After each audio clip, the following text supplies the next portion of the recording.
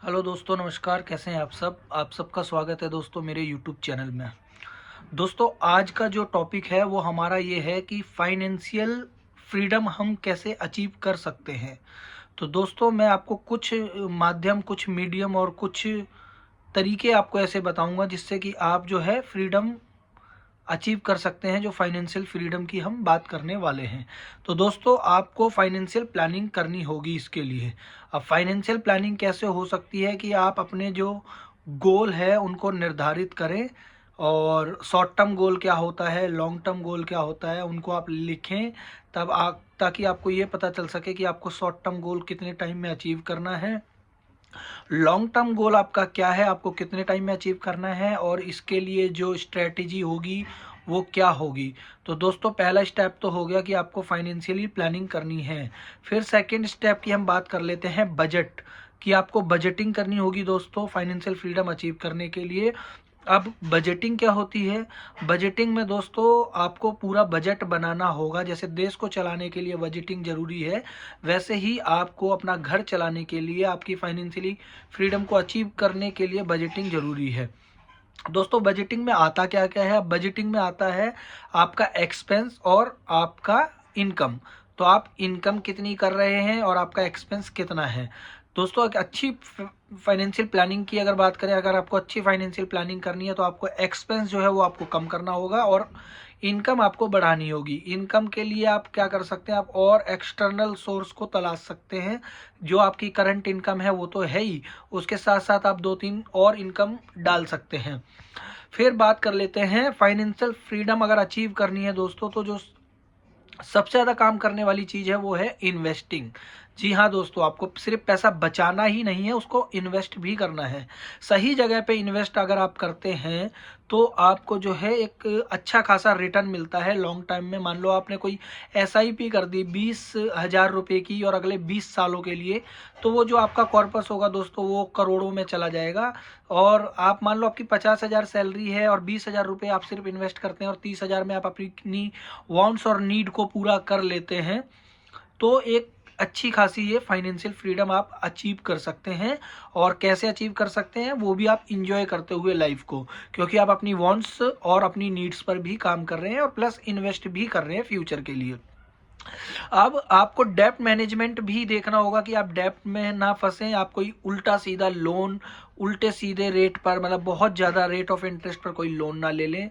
अगर आप ऐसा कर लेते हैं दोस्तों तो आपको उस टाइम पर तो ये जो ऑफर्स होते हैं बड़े अट्रैक्टिव लगते हैं कि जी आपको मिल गया 2 लाख रुपए और आपको 2.5 लाख रुपए 36 महीने में देने हैं, या 3 लाख रुपए 36 महीने, 3 साल तक का टाइम मिल गया।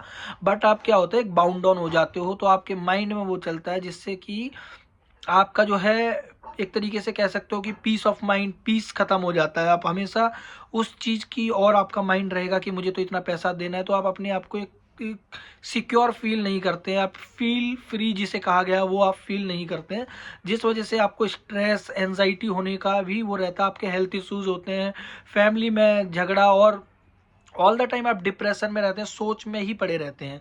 फिर बात कर लेते हैं इमरजेंसी फंड की। दोस्तों, आपके पास में जो इमरजेंसी फंड है वो भी होना बहुत ज़्यादा ज़रूरी है, कि in clear case of emergency आपको ऐसी कोई प्रॉब्लम ना हो। अगर आपको ऐसा कुछ भी लगता है कि मैं कोई प्रॉब्लम में आ गया, तो आप ये मान लो कि अगर आपकी 50,000 सैलरी है तो आपके पास कम से कम 3 लाख रुपए इमरजेंसी फंड में हो, जिस वजह से कि कोई ऐसी इमरजेंसी आ जाती है, फॉर एग्जांपल आपकी जॉब ना रहे 2-4 महीने के लिए, या कुछ भी हो सकता है XYZ, तो आपको इमरजेंसी फंड रखना है आपके पास में दोस्तों।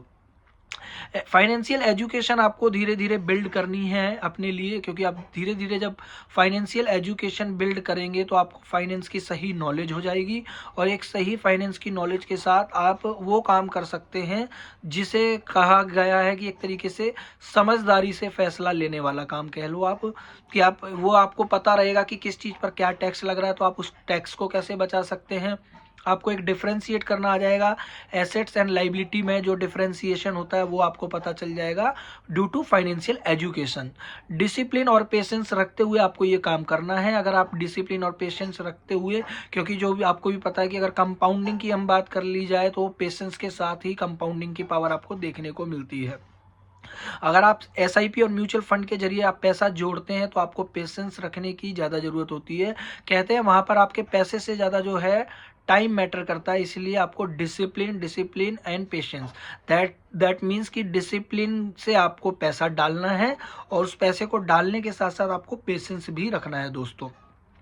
ये कुछ तरीके थे जो मैंने आपको बताए, और अब मैं आपको बताने वाला हूँ, जैसा मैंने आपको बताया कि अपने एक्सपेंसेस को कम करें, जो कि बहुत ज़्यादा इफेक्टिव एक रामबाण इलाज होने वाला है। आप अपने एक्सपेंसेस को अगर कंट्रोल करते हैं दोस्तों, तो आपको स्टार्टिंग में हो सकता है कि दिक्कत हो, आपको लगे कि यार 2 4 5 रुपए बचाकर मैं क्या कर लूँगा, लेकिन हाँ दोस्तों, जहाँ पर जो बच सकता है आप बचाइए, अपने इनकम को बढ़ाएं। मैंने आपको बताया था, अपने इनकम को बढ़ाने के लिए आप कोई भी एक एक्सटर्नल सोर्स कर सकते हैं जॉब के साथ साथ, जैसे कि आप नेटवर्क मार्केटिंग कर सकते हैं, आप किसी के लिए 2 4 घंटे के लिए काम कर सकते हैं, फ्रीलांसिंग कर सकते हैं, एडिटिंग आप सीख सकते हैं, कैमरेमैन का आप काम कर सकते हैं, रैपिडो चला सकते हैं, कुछ भी XYZ, जो भी छोटा मोटा काम आप अपने काम के साथ साथ कर सकें। अपने फाइनेंशियल गोल को रिव्यू करें दोस्तों। आपको हमेशा जो भी आपने रिकॉर्ड बनाए हैं उसको ट्रैक भी करना है कि आप जो भी कर रहे हैं आपको उसका रिव्यू करना है, अपने फाइनेंशियल प्लानिंग को। और हमेशा पेशेंस रखें, काम रखें, और सबसे बड़ी चीज़ आप डिसिप्लिन और पेशेंस रखते हुए हार्ड वर्क करते जाएं, करते जाएं, करते जाएं, क्योंकि कहते हैं कि consistency is the key of success. तो हाँ दोस्तों, ये सब करने के साथ साथ आपको एक बहुत बड़ी गलती जिसे कहते हैं वो नहीं करनी है। वो होता है कि आप डेट ट्रैप में कभी ना फंसें, आप मल्टीपल लोन्स ना लें, क्योंकि उस टाइम पर आपको जो ये ऑफर्स होते हैं दोस्तों, ये बहुत ज़्यादा अट्रैक्टिव लगेंगे। फॉर एग्जांपल, आप एक लोन को उतारने के लिए आप दूसरा लोन ना लें। आप ऐसा ना सोचें कि भाई वहाँ से मुझे कम पैसे में मिल रहा है और मैं इससे ये पैसा कमा सकता हूँ, लेकिन दोस्तों ये एक ट्रैप होता है। आप अगर आपकी फिक्सेशन है कि जी हाँ मैं कोई ऐसा काम कर रहा हूँ, आप उस पैसे को कोई कम रेट ऑफ इंटरेस्ट पर आपको लोन मिल रहा है और उसको आप एसेट्स में कन्वर्ट कर सकते हैं, तो जी हाँ दोस्तों, मैं उसके फेवर में हूँ, आप बिल्कुल वो लोन ले लें। लेकिन अगर उस लोन को लेकर आप कोई लाइबिलिटी लेना चाहते हैं तो मैं उसके फेवर में बिल्कुल नहीं हूँ और मैं उस चीज़ से एग्री नहीं करता। तो आपको ऐसा कोई भी लोन अपनी वांट्स को पूरा करने के लिए कि जी मैं आईफोन ले लूँ या मैं कोई बाइक ले लूँ, गाड़ी ले लूँ, या कोई भी मैं टूर करने चला जाऊं, तो ऐसा पे वो वाला होता है ना कि टेक नाउ पे लेटर वाली, वो वाला कोई भी आप काम ऐसा ना करें कि आज एंजॉय करें आप बाद में भरते रहें। क्योंकि वो आप क्या होगा, छोटे छोटे लोन ले लोगे, मल्टीपल लोन्स, बट जब उनकी EMI होगी तो मान लो आपकी 50,000 सैलरी है तो 40,000 तो उसी EMI में चले जाएगा, तो आप डिप्रेशन में ही रहेंगे दोस्तों। और उसको पार करने के लिए आपको 3 साल 4 साल जितना भी आपने लोन लिया होगा, 36 महीने 48 महीने, उतना टाइम आपको दोस्तों देना होगा। तो दोस्तों, डिसिप्लिन को मेंटेन करते हुए और पेशेंस को रखते हुए एक सही लाइफस्टाइल, मतलब प्रेजेंट को एंजॉय करते हुए फ्यूचर का सोचें और अच्छा काम करें दोस्तों। थैंक यू वेरी मच दोस्तों, गॉड ब्लेस यू। मिलते हैं नेक्स्ट वीडियो में। आपको ये वीडियो कैसी लगी आप कमेंट के माध्यम से बता सकते हैं दोस्तों। Thank you very much.